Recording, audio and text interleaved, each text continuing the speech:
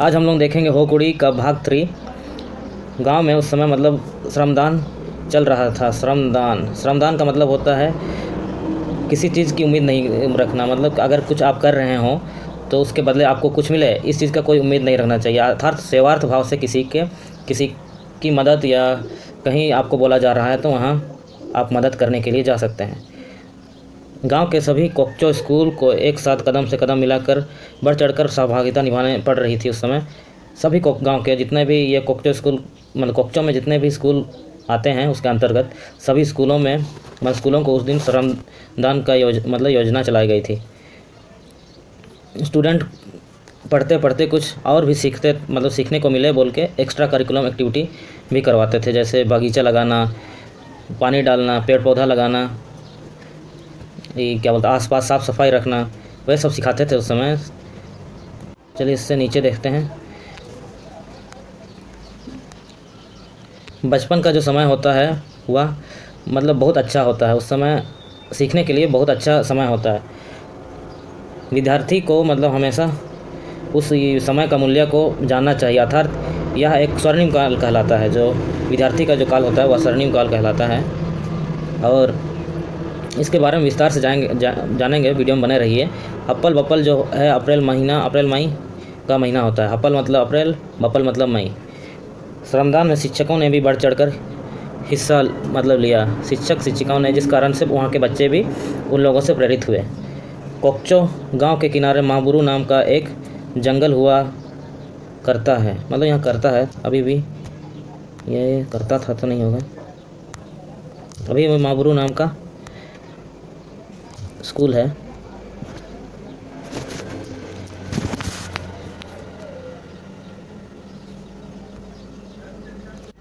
अभी भी महाबुरु नाम का एक जंगल जंगल के किनारे जो अवस्थित था, कोकचो गांव के किनारे महाबुरु नाम का एक जंगल हुआ करता है जो स्कूल से 1 किलोमीटर की दूरी पर स्थित है।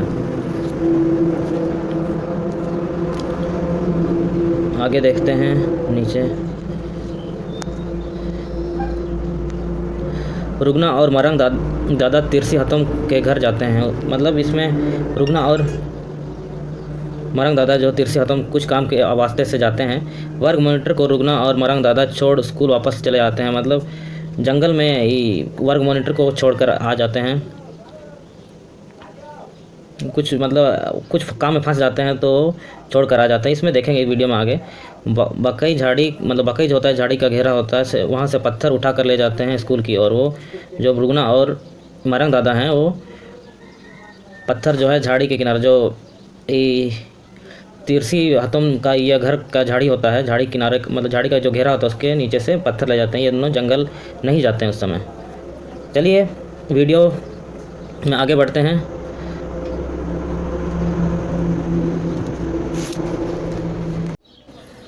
चलिए शुरू करते हैं आज हो कुड़ी का भाग 3 हिंदी रूपांतरण।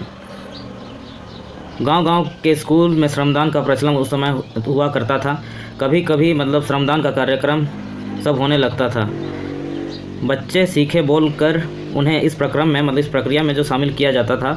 स्कूल घर आंगन झाड़ू, साफ सफाई, गोबर लगाना, मिर्चा तथा पुष्प रोपना पुष्प लगाने के लिए बोला जाता था उस समय। इसलिए छात्र विद्यालयों में पढ़ते पढ़ते अन्य एक्स्ट्रा करिकुलम एक्टिविटी भी सीख रहे थे। एक कहावत है, सिटिया समय गे एतोन समय दो, पटुआ समय गे बहुमूल्य समय दो, पटुआ जीवन गे स्वर्ण काल को मिता। मतलब यहाँ पर बोला जा रहा है कि जो बचपन का समय है वही सबसे अच्छा समय होता है।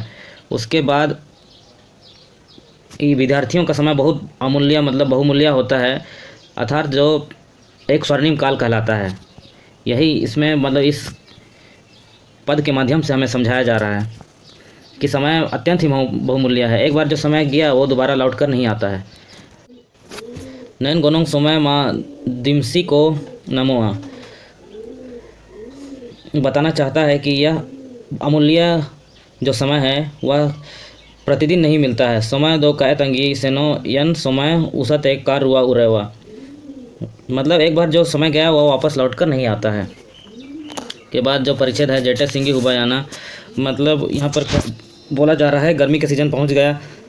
मार्च अप्रैल महीना घुस गया, यहाँ पर हप्पल बप्पल जो है वही मार्च महीना घुस गया।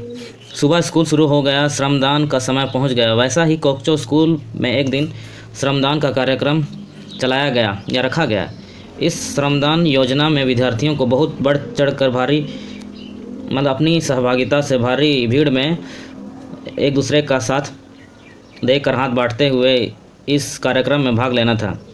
सब बच्चियाँ खुशी खुशी अपने हाथ बांट रहे थे। इस कार्यक्रम से आसपास के सभी स्कूलों के बच्चों में को भी पत्थर ढो ढो कर लाने की मतलब सलाह दी गई या आदेश दी गई।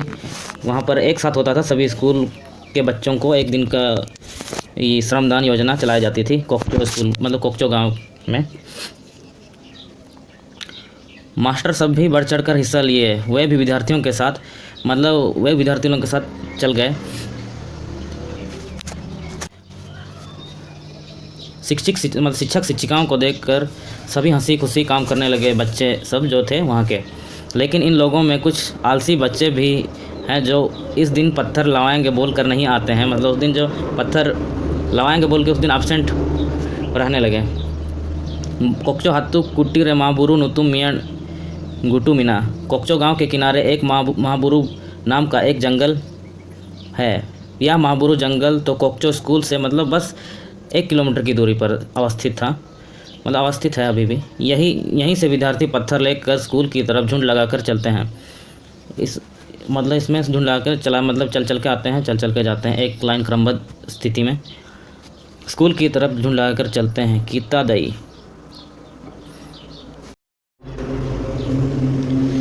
दई चलिए चलिए बोलकर बच्चों को प्रेरित कर ले गई। लड़कियां आगे पीछे चलकर क्रमबद्ध तरीके से चली जा रही थी। पीछे पीछे सभी लड़कियों को पीछे एक धागा के रूप में, मतलब एक धागा जैसे होता है सीधा सीधा, वैसे ही लाइन बाय लाइन कीता दई वैसे ले जा रही थी। वर्ग मॉनिटर कहता है कौन आलसी से छिपा हुआ है उसको मतलब ढूंढ के ले। और रुगना सुनते ही, मतलब वो वैसे भी चंचल स्वभाव का था तो सुनते ही चला जाता है। विद्यालय के क्लासरूम सब में घुस कर देखने लगता है, लेकिन वहाँ कोई नज़र नहीं आता। फिर वापस वो जल्दी ही आ जाता है और बोलता है मॉनिटर को बोलता है कि वहाँ कोई नहीं है सर, मतलब मॉनिटर वहाँ कोई नहीं है, सभी चले गए हैं, बहुत खुशी की बात है, वैसे बोलता है वर्ग मॉनिटर। फिर वो भी वहाँ से चले जाते हैं सब तीनों मिलकर। रुगना अचानक कुछ बोलने लगता है। सुनो मतलब बोलता है कि ज़रा मुझे अचानक से पानी प्यास लग रहा है। उसको बहुत पानी प्यास लगने लगता है। देखा वहाँ तिरसी फूफू का घर दिख रहा है, मतलब वहाँ पर तिरसी फूफू का घर भी रहता है। बोलता है कि ज़्यादा दूर तो नहीं है, दौड़ कर जल्द ही वापस आ जाएंगे, बोलता है रुगना। उसके बाद उसका बड़ा भैया को भी बोलने लगता है कि चलिए आप भी बड़े भैया आप भी चलिए, बोलता है। पर उसका जो मरंग दादा रहता है, बड़ा भैया जो रहता है, वह बोलता है कि जाओ तुम अकेले ही जाके आओ, मुझे तो मतलब प्यास भी नहीं लगी है तो मैं नहीं जाऊँगा। वर्ग मॉनिटर यह सुनकर मतलब वो बोलता है कि जाओ भाई का साथ दे दो, बोलता है तुम्हारा भाई तो अपना ही भाई है, तो उसे मतलब जब प्यास लगता है तो वो नहीं सकता है, मतलब प्यास नहीं सह पाता है, जल्दी ही आ जाना, बोलता है। फिर सुनते साथ दोनों दौड़ कर जल्द ही मतलब वहाँ से चले जाता है। पहुँचते साथ फूफू पानी प्यास लग रहा है वैसे बोलता है। फिर तिरसी हतम जो उसकी फूफू रहती है, वो उसको हर जगह से ही देख रही थी कि विद्यार्थी मतलब वहाँ से महाबुरु जंगल की ओर जा रहे थे, इसलिए पूछताछ मतलब उन से नहीं की कि तुम दोनों कहाँ से आए हो बोल के कुछ भी। दोनों को हाथ धोने का पानी देती है फूफू, फिर धोने को बोलती है। फिर उन दोनों के लिए खाना परोसा जाता है। फिर उन दोनों के लिए खाना है जो परोसा जाता है, या मतलब फिर यह सुनकर उन के लिए परोसा जाता है बोलकर हड़बड़ा के उन धोने लगते हैं। फिर तेज़ी से खाने भी लगते हैं वो खाना को। सब्जी तो उस समय नहीं था, तो यहाँ पर एक शब्द है मर पुंडी रंबा कोते रेयो लेबेड केबेन, मतलब पुंडी रंबा यहाँ पर बोला जा रहा है नमक को, नमक के साथ खाने के लिए, मतलब ये फूफू बोल रही है सब्जी तो उस समय नहीं था तो नमक के साथ उसको खाने के लिए बोलती है। पानी भात। रुगना खाना खाकर यह धोते समय कहता है मतलब खाने से तो मुझे ताकत मिल गई है, अभी तो मैं बड़ा पत्थर लेके कर जाऊंगा, वैसे बोलता है रुगना।